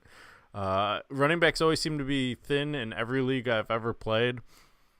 We talked about the Green Bay guy. I can't even remember his name. Jones, I think it was. Anton Jones, yeah. Anton Jones. Is there any other like players we should be looking at? Well, we mentioned one with Kamara. If he's out there in your league, he's great. Yeah, but it's a good stash to pick up someone now who's on a bye week. I mean, people aren't going to even really think about him. If a lot of people sort by projected points for the week, they're going to miss out on Kamara. They're not going to see his name there at all. So you might be able to sneak him this week. And if you have this spot to put him on your bench, that's someone I would go for right now. You got the couple Packers running backs. It depends on, what happens with Ty Montgomery this week, if he practices much. I haven't looked at the practice reports for yesterday and today. So if he's, starting to practice, then it probably wouldn't be the greatest pickup. But if you're, struggling and need someone, you got to take a shot.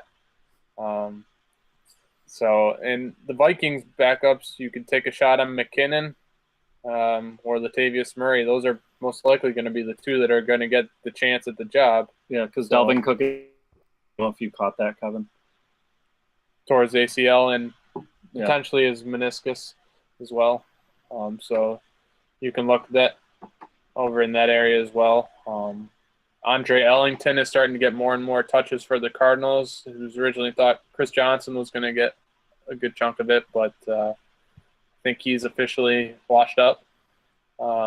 We mentioned Gio. He's starting to become a bigger part. Yep. He's another one that you want to look at. He's starting to get really involved in the passing game. So there's plenty of guys out there, but it's they don't have great chances. But if you need someone, you got to take a few shots. I mean, if you have an extra wide receiver that you really don't need, dump him for the week and take a chance on a running back. When does Kenneth Dixon come back? He's out all year. Oh, the whole year you missed? Yeah, he's out all year, and he'll be suspended the first 5 or 6 games of next year, I think, because he got caught with another drug violation. Because I heard Terrence West has officially kind of been benched, so now it's Alex Collins is who they've been running, but he's had a lot of fumbling issues back to his Seattle days when he played a little bit for them last year. But he is running very well, but he has fumbling problems, so there's a good chance that Javoris Allen could take over everything over there. Woodhead will be back at some point this year, I think around week 8 or 9, that they were targeting for him. So if you could stash Danny Woodhead on an IR spot, that would be a good move to make as well. So there's a few options out there, but you gotta take the chances. You gotta pick up the players. If you've got someone on your bench who you know you're not going to play, just take a shot on someone out there. Worst case, you drop them the next week and take a flyer on someone else. You got to stay on it. You can't just you're not going to play on your bench. All right, my next thing, rankings. Should we believe in them? Because I am ranked 9th on our fantasy rankings, and I'm in the toughest division, and I'm 2-2, and I'm 9th. What kind of factors should we believe in the? What constitutes as the toughest division, though? Just because you're in the champions bracket? Yes, I mean, that doesn't mean they're the best teams. I think our division has more points scored than your division. Yes, it does, actually. I mean, how much reality should we believe in these fantasy rankings, though? Because, I mean, ultimately, they don't matter at all. What matters is the score at the end of the week, right? Yes. And your record at the end of the year. 2-2. So I wouldn't look into those at all. There's no real need to look at them at all. At least the first few weeks of the year, you're still trying to figure out your optimal lineup. Even though bye weeks are coming up, you're still trying to get a feel for your team. So a lot of this first few weeks is just feeling your team out, trying to get a few pickups, and then you'll really start hitting your stride. I'm not so a gonna lot lie. of that, I mean, those rankings that Yahoo does or ESPN does, they're a bunch of Steffan. Or Steffan. They're I just like his commentary. That's all. That's what I his look commentary forward to. is pretty witty. Yeah. He always tries to make like the grass greener on the other side, like type comments, and then like strikes you down and hits you in the face. Haven't seen as a chance to win, but they're pretty awful. That's like the kind of backhanded comments you'll get. I mean, I never pay attention to like fantasy draft reports, like when you get your scorecard. I know I asked you at the beginning of the year, but it's something to talk about. But when push comes to shove, I beat someone with an A+ week 1, and I always feel that sometimes it's overhyped. I mean, but 2 of the A+ teams are sitting at 3-1. Hey, this is my time to talk now. I think my biggest gripe with any type of ranking, and we're going to get into a big gripe that I have come college football ranking in our poll, is that it takes in weird factors, and I think Yahoo's has got, I don't know. I don't even like Yahoo. I really don't. I feel like my team is scoring less points than last year. Granted, I had Drew Brees, Jameis Winston, Mike Evans, and David Johnson. A couple other players. I mean, but still, I don't know. I just don't like. You had an elite receiver. Didn't you have Michael Thomas or I had something? Mike Evans. Yeah, Michael Thomas and Evans. Yeah. Yeah, your team was fucking stacked. Glory days. Now my goal Goal is zero just, title though. Now my goal is just to stay above last place, and right now goal achieved. Ryan sits at the bottom. Yeah. Or he who shall not be named. He who shall not be named.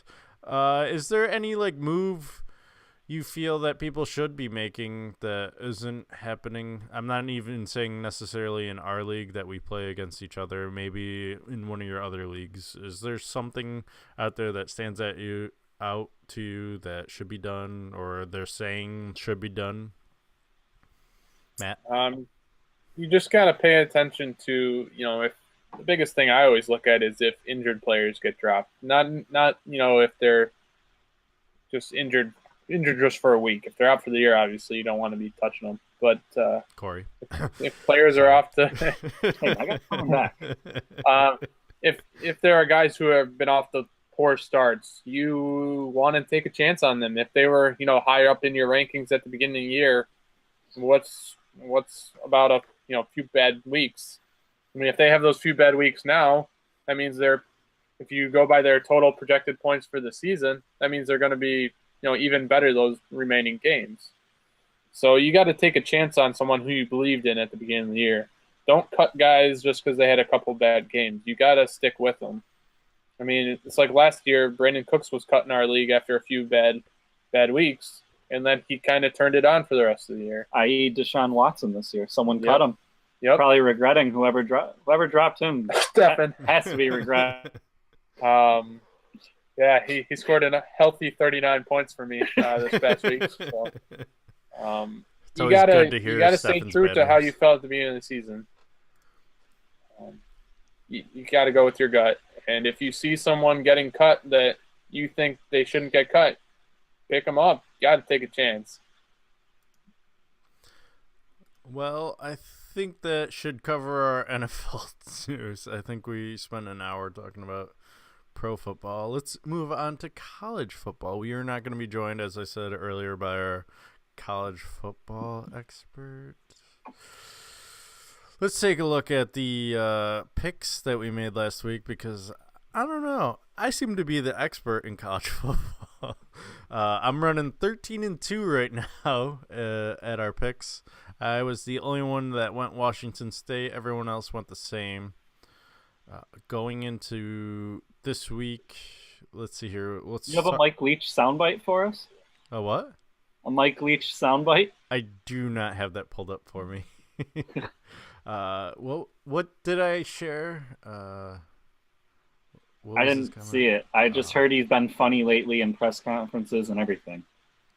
I think like his halftime comments was like, "Yeah, we have to do better," and then he left. So I think I shared that on the Facebook page, either that or maybe I shared it on my personal. I don't know. You can follow me on both. Who knows? But I mean, Washington State won 30-27. It was in Washington State in Pullman. That's why I kind of went with that game. Miami destroyed one of our top 25 teams, Duke, 31-6. They quickly dropped out. Alabama handled Ole Miss 66-3. Clemson handled Virginia Tech 31-17. Penn State took care of business. Washington took care of business. Georgia shut out Tennessee 41-0. That was crazy. I saw that one coming. Wisconsin 133-24. Ohio State shut out Rutgers. Obviously, if you pay attention to our show on a weekly basis, you know our college football expert's opinion of Rutgers. He said, no one cares. Next question. So, obviously, Rutgers moved to Big Ten. Probably not the best for them, but it helps them financially. Auburn handled our former top 25 team, Mississippi State, 49-10. Louisville won 55-10. Oklahoma State beat Texas Tech 41-34. South Florida won a barn burner 61-31 over East Carolina. San Diego State still undefeated 5-0 with a 34-28 win over Northern Illinois. And LSU lost to Troy. That was the other big game I was looking for. Lost at home to Troy 24-21. Something Syracuse couldn't do, and they ended up pulling it off. So, our poll for the week, Alabama is still number 1.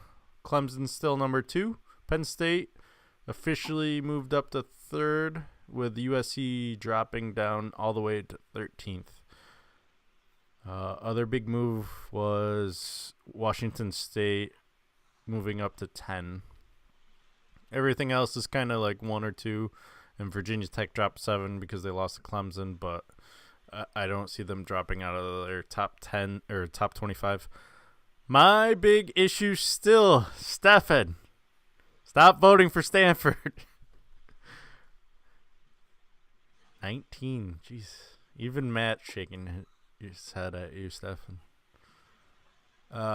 New vote teas, I'm going to call them. UCF is making an appearance in our other votes, so keep your eye on that. NC State moved in, and Notre Dame moved into our top 25. Notre Dame moved up 4. Yeah, they're our other big mover. I mean, hopefully we start to see some shakeup, but it's starting to look like Alabama, Clemson is cruising to the playoffs. I mean, they look phenomenal. Year in a row. I mean, they haven't struggled against anyone. I mean, Alabama kind of against Florida State, but Florida State lost their quarterback for the year. They've dropped out of the top 25. Other than that, they haven't had a terrible performance. It'll be interesting to see. I picked a couple games. We only went. I tried to be a little bit of an outlier with the TCU West Virginia game. I picked West Virginia, so we'll see if that comes true. It's in Blacksburg, I believe. No, that's Virginia Tech, right? Yeah, Blacksburg, Virginia Tech. Oh, where the hell is West Virginia playing? Can't think of the name of it. Yeah, I don't know. Who cares? We all picked Michigan over Michigan State. That's my game to watch, though. That's for sure. That's always a shootout. I mean, Michigan State Michigan. Battle of the Michigans. TCU, though, should handle West Virginia, but I still picked them just because I just want to keep my record. I have 2 games to play with over Steffan. Steffan is in the second, or Corey, excuse me. I have 3 games ahead of you. I forgot, Steffan, this is Steffan's weakness. No, Steffan's good at the NFL, but he's lacking in college. Steffan's in last place, 6-8. Joe, our college football expert, is 8-7. Corey, 10-5. Impressive. I think you've only had 1 bad week, and that was week 2. And then, of course, I'm 13-2. 3 perfect weeks. I think I should get like a bonus win, maybe. Let's move on to NASCAR. Corey, we played. We had Dover as last week's race. Right, we're at Charlotte this week. Yeah, how'd that go down? Dover was an exciting race, actually. It came down to the very last lap. Kyle Busch was on Chase, right behind Chase Elliott. Chase Elliott was going for his first career win, and Kyle bumped him, bump draft basically, bumped him, and came on the inside and passed him on the very final lap, and stole the race to get his 2nd win in a row in the chase. I picked. Who did I pick? Sorry. You picked Truex. I was looking at our next subject. So I picked Truex Jr. He got me 50 points, even though he finished in 4th, right? And yeah, he was Chase Elliott very consistent. Chase Elliott finished in 2nd with 47 for you. You gained some ground on Steffan at least. My domination, though, continues. 57 points over Steffan. And yet you have yet to take a win. Kansas brought Steffan 26. I got confused because the way the spreadsheet works is it updates as I put in the point totals, and I did this one this week, and I put yours in before Steffan, and I was like, oh, I'm going to have to change the standings. Corey's in 2nd now, and then I forgot I didn't put Steffan in, so... I'm slowly gaining ground. I mean, I was 100 points back. I'm down to 80. Yeah, I mean, slowly but surely. You still have like over half the chase left, so. I have 6 races to try to win it. You picked Jimmy Johnson this week. I'm going with Kyle Busch, and Steffan's copying me from last week and going with Truex Jr. Hopefully he crashes lap 1. I'd rather face Corey than Steffan. Like I said in previous podcasts, Matt, I am no longer your enemy or nemesis. You're no longer my nemesis. I was going to say, Steffan, right back where he belongs, number 1. What happened for this change to occur? Your commentary from our previous podcasts, pretty much. What? And Steffan's attitude. I mean, anyone that can change, right? Anyone that can sit there and say, "Oh, well, I'm gonna skip this podcast because I got to study," and then still make comments while we're doing the podcast.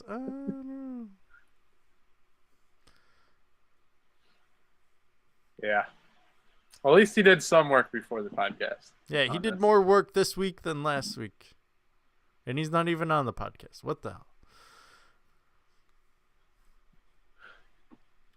Steffan, I love you. So let's move on to our second to last topic before we talk MLB. Let's do a quick review of our Premier League picks. Corey, Chelsea did not win. Man City won 1-0. You and Steffan continue. Steffan's record's at jeopardy. He's the only one this is the one league that, other than NFL apparently, that Steffan's good at, and he suffered his 2nd loss this past week. Steffan put a couple games in as a question mark. we're going to leave that question mark because they are actually on a FIFA World Cup qualifying break. So they won't play again until the 14th, I believe, is when they start. So I'm not going to pick. That's why I left it that way. Okay. You're doing really great, Corey, on these picks. Mm-hmm. He started off with a bang, ended with a thud. Speaking of World Cup qualifying, I'm not even going to really mention too much about the U.S. because there's a lot on the line. It's pretty much do or die for the U.S. right now. They're in 4th place. If they win, they're in. If they lose or draw, they're probably going to a playoff against Oceanic team, and then we'll see how that goes. Who knows? It's quite a turnaround for Bruce Arena because he's playing with players that was developed under a different manager. And Yeah, do you miss Jurgen yet? I don't even think it's missing Jurgen. I just think it's just not like the players seem to not be executing, and like their stud Pulisic, I believe is how you pronounce his last name. He plays over in Germany. He's just not doing too hot. It's questionable who he picked because he doesn't have a striker, and his lineup, Bruce Arena, doesn't for these 2 games. And no Dempsey, no Morris. I mean, who's going to be scoring? Those are your like 2 leading scorers this year. And you're Is Josie not playing? Josie's not playing. I mean, there's like no one. I think I didn't see Josie's name. I should say I shouldn't quote myself. I'm pretty sure the lineup was pretty weak. It was midfielders and defenders is what I saw. So we'll see.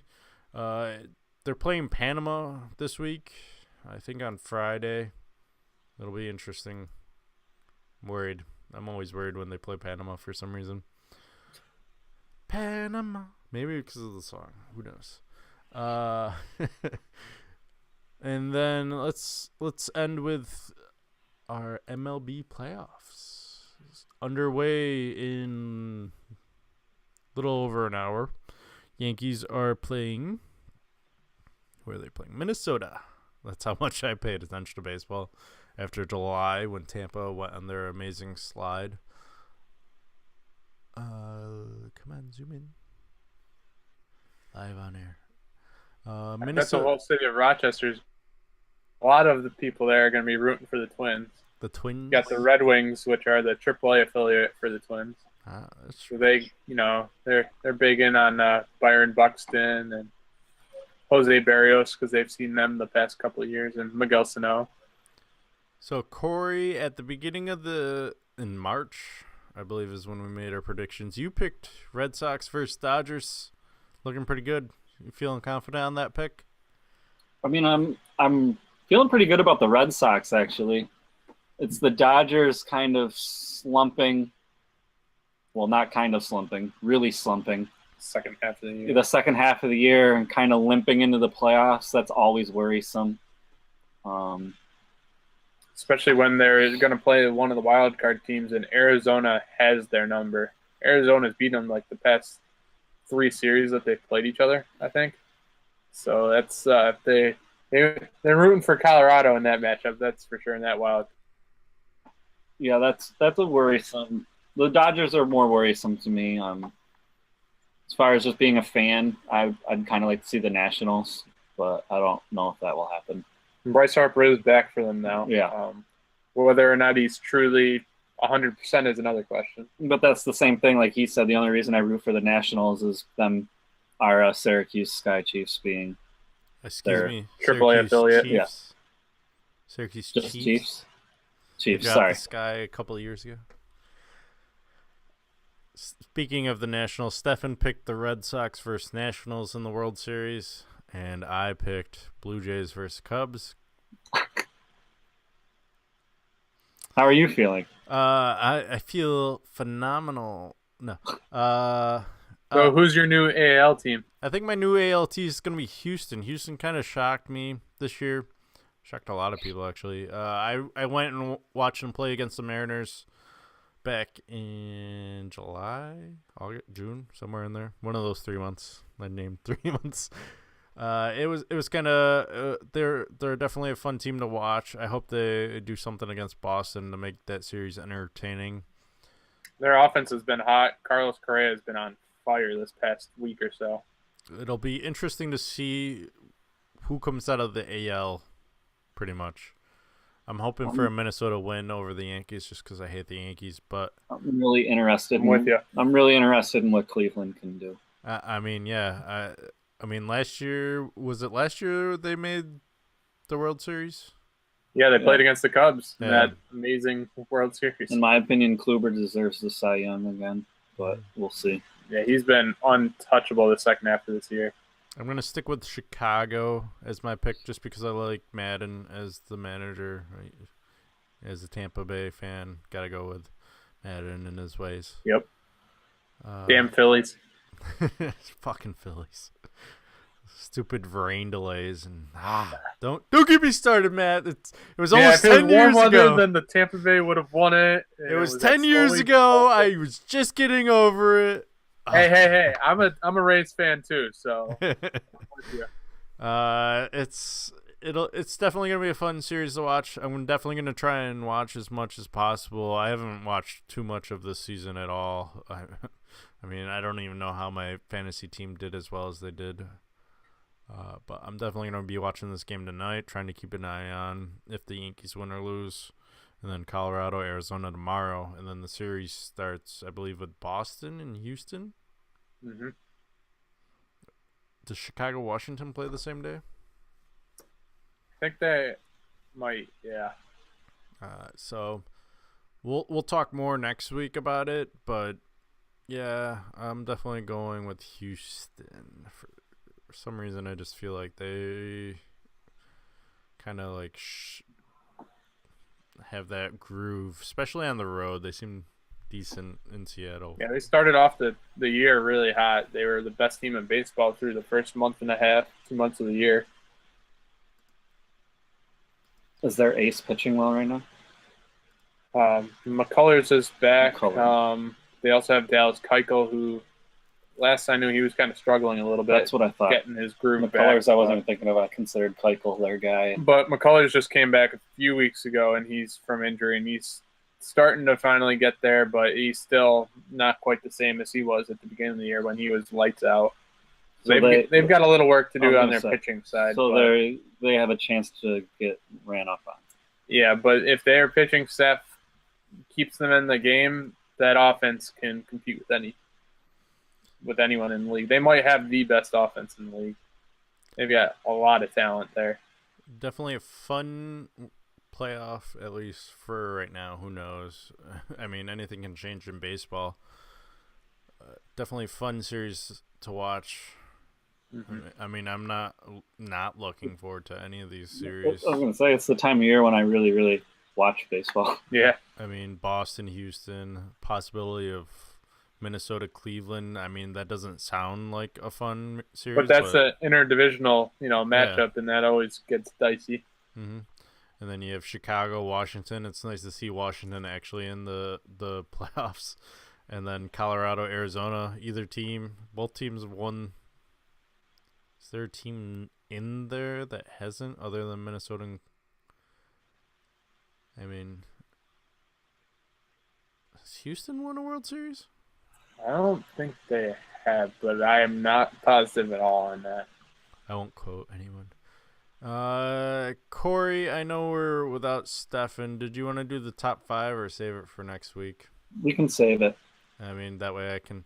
I have 4 teams. I was trying to think of a fifth or a fifth mascot. I'm kind of the same way, so we can just save it and Okay. I'll have a more prepared list. More prepared. We were going to do our favorite 5 mascots for Division 1. Matt, can you think of your favorite mascot other than a Hokie? Because I don't even know what a Hokie is. It's a turkey. It's a turkey. Well, I'm supposed to say what to that question. I'm supposed to say I am. So, but yeah, I don't. I like Otto because he's just kind of weird. But there's I think it's the Western Kentucky one They're a Wildcat, right? No, I thought there's something really weird, or one of the Kentucky ones is just something that's bizarre. But yeah, I don't know if I have a top 5. My favorite's TCU. I like the Horned Frog. Yeah, that's a pretty cool one. Big. But yeah, I don't know what I would pick. No, that's not it. Sorry. So I guess I kind of gave away my number 1 for next week, but just a little preview for everyone. Just a little preview. Just the taste. Just to keep them coming back for more. Matt, it's been a pleasure having you on the show. Do you have anything before I start playing the music to say to the fans? No, thanks, Steffan, for letting me take your place for this week. And yeah, that's about. Thanks for having me on again. And are you interested in joining us full time, and then we can bump Steffan down to stack? We'll wait to see Steffan's response for that. It'll probably be his normal, like, fantasy responses. I don't even want to be the commissioner. And then when push comes to shove, he's like, oh, all right, so we're going to do this and that and this. Because he wasn't even going to be running the league this year. And look at who's running the league this year. And even making rule changes midway through seasons. Yeah, I mean... Steffan, we love you. So are you petitioning? Are you running for commissioner for next year? No. Are you starting your campaign now? No. I told Steffan if he leaves as fantasy commissioner, I'm not playing anymore. Because I don't want to run. And I don't know too many other people that are willing to run a free fantasy league and deal with the same shit that he does. My hat's off to him. I must say that, because it is a free league. I mean, and he does get a lot of gripe from people, including Matt. Yeah, mostly me, probably. But I appreciate it, Steffan, if you're listening. Steffan, we appreciate you. We appreciate you, Steffan. And in your honor, we're gonna have a medal made. No, because that costs money, and we don't have money yet. We don't even have a sponsor. So. Well, if I told you guys, if I win, or I said if he wins the league this year, I will buy the championship belt for the league. So I have some money to play with from my fantasy baseball league. So number 1. Brag about it to 2 guys that should have been in the championship game in our league and wasn't. Oh. Another long one, Corey. Wow. We're on a streak here. Almost 2 hours on this one, too. Wow. Bank on that with NFL talk. Yeah. What's going to happen in November when we start college basketball? It's going to be long episodes. I think you guys are going to touch 3 hours. We might have to start like 15 minutes earlier. It's going to probably be going cutting other things. Just talking about 2 subjects. Okay. All right, next week we'll probably debut our first NFL power ranking. I didn't feel comfortable doing that this week without Steffan. No offense, Matt. No, none taken. And we'll have our top 25 for NCAA football, and we'll talk more NFL. I'll either be happy or sad, maybe have more beads. In another week or 2, we'll have to have Matt on again to update us on fantasy football news. Why, what happens in 2 weeks? What? What happens in 2 weeks? No, I'm just saying, because normally we give it a little bit, so there's actually some more stuff to talk about than just 1 week of action. This is true. We'll have Matt back on in 2 weeks. It's nice to actually put a face to the voice. Yeah. Like what? Even though I've seen you in every other podcast. Yeah, that's true. You see me all the time. What are you talking about? I only see you with a beard in your Facebook profile. Creeper. I was kind of like, who is that guy sitting next to me? All right, that's for after the show, post-show stuff. For those of you still watching, thank you. We'll be back on our regular scheduled day and time of Monday, 6 p.m. Eastern, 3 p.m. Pacific, on Facebook, live, YouTube later in the day. We're on iTunes. Maybe I'll try and get us on Spotify. We actually get downloads on iTunes. It's kind of good news, Corey. Corey, did you know we have at least 20 unique watchers or listeners a week now? We're growing in popularity. Finally, after almost 40 episodes. Hey, I said 13, then I said 40, so we made it. And we haven't had too much of a technical glitch other than the hiccup at the beginning, but that doesn't count. Steffan wasn't here. Corey, you are now one episode away from being on as many episodes as Steffan as well, so you should take it. Oh yeah, catching up. We will be having a sponsor soon. I gotta talk to the sponsor. We will have sponsorshipness. Is that what you call it? I don't know. See you next week.